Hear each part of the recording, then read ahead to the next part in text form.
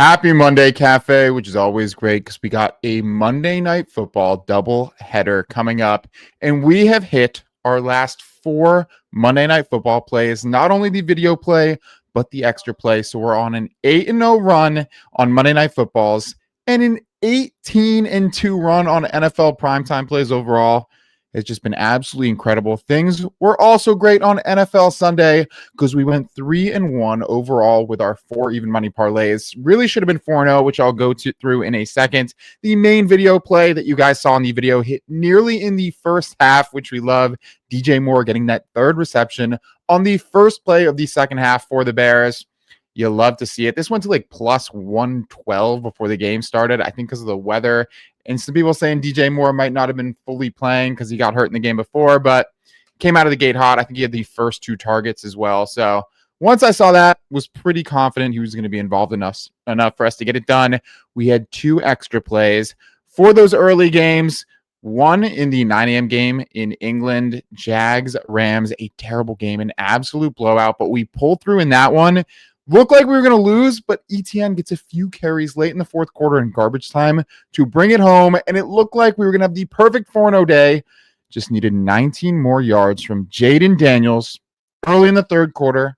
Gets injured. Leaves the game for good. The other 4 legs in that one hit in the first half as well. So many of our legs hit in the first half. That sucked. That was a heartbreaking one. The day was going so well. I couldn't believe it. I was already getting ready to celebrate another W. Tough. Hate to see it, but we did bounce back with a Sunday Night Football play as an extra play that we sent out through the Dub Club to extend us to 18-2 in primetime games, which is nuts. Up about 1.6 units. We also had a quarter unit long shot play, which did not pull through. Not putting those in here because I'm already hitting you guys with a lot, but we take it to tonight. Love having a doubleheader. Obviously, that early game is the one that everyone is probably the most hyped for. Lions, Bucks. The Lions favored by 5.5, over under 53.5. And then you got Texans, Seahawks in Seattle, over under 41.5. The Seahawks favored by 3. I don't really have too much of an opinion on the sides here. I guess I would maybe lean the Lions minus 5.5, and I would lead the over in that game just because 2 not so great passing defenses. You're going to see a lot of passing, maybe not too much rushing, so the clock could be stopped a lot. And then Texans Seahawks, could see that being a gritty game, would maybe lean under in that one, but not too confident in either of those. But what I am confident is our play for tonight. We got 1 player on each of the 4 teams in the game. Comes out to minus 102. There's been a bunch of problems with FanDuel, but I will talk about that near the end of the video. Just going to get right to it. Mike Evans, 30-plus receiving yards and 3-plus receptions. Those are the first 2 legs. Set both of these together in 11 straight. Averaged over 73 a game last season and 5.4 receptions.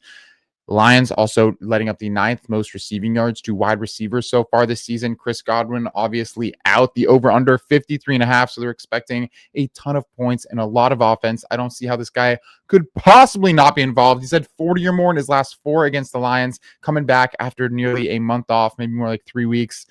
Absolutely love him to be the number 1 target for the Bucks tonight. And if they're playing from behind like that 5.5 point spread suggests, all the more reason that they'll need to be throwing it and need Evans to get involved. Then we're taking it to the other side of the ball. We got David Montgomery, 20-plus rushing yards. He's hit this in 31 of his last 33 games. Those 2 misses in the last 33 games. One, a first-half injury. The other, against the Browns this year, who are hands down the number 1 defense against the run. Every other time he has pulled through, usually easily. He's averaging 55.6 season. Hit his last 2 against the Bucks. Rush attempts line is 11.5, and at home and prime time. Love him to show up for 20 rushing yards. Then we're taking it to the later game. We got our guy Dalton Schultz, 15-plus receiving yards. He's hit in 20 of his last 21. 20 or more yards and 10 straight, averaging 37.2, well more than double what we need from him. And with the Seahawks 24th against the pass, hard to not see him involved. Texans also a slight underdog in this one. So if they do fall behind, like I always say, all the more reason that they could be passing it late. And then finally, the final team of the 4 playing tonight. Who do you think it is? If you can think of the Seahawks and you've been watching for a while, who do you think we'd be taking here? It's Kenneth Walker for 1+ reception. He's hit it in 28 straight games. 28 straight games. This, in terms of odds, is our riskiest leg on here at minus 380. Makes up a lot of the risk on the play, but 28 straight. He averaged 4.1 last year. 4 times what we're looking for. I think the reason I know the reason we're getting such good odds here is because he's gotten exactly one in like 5 straight. But this guy is just so talented, and he's just continue getting more in sync with Sam Darnold, where he should be way more involved in the passing game. And I would imagine towards the later half of the season, you're going to see that be the case. And at home in prime time, we need him to get one ball through the air for a 29th straight game. Love him to get it done. And there's a play. You'll see this look super weird because FanDuel is this Amazon outage is like making our lives so difficult today. So we're able to place the bet. I honestly placed it like 3 or 4 times because I didn't understand what was going on. So I'm more invested in this one than I need to be. But we can place it. You can see that it went through, and I took a screenshot of that little extra thing to the side. But I can't go into the active bets and actually see all my active bets to screenshot the actual bet slip. I'm sure it'll pop up eventually before the game, but obviously we got to make these videos. So there it is. It comes together at minus 102. The link in our bio will take you to a quick link thing that should load it all up for you to make it super easy, which is still working. We just checked, but super annoying. There's the play. We also have one extra play in the Dub Club like we do every day to try and extend to a 20-2 NFL primetime run, which would be absolutely nuts.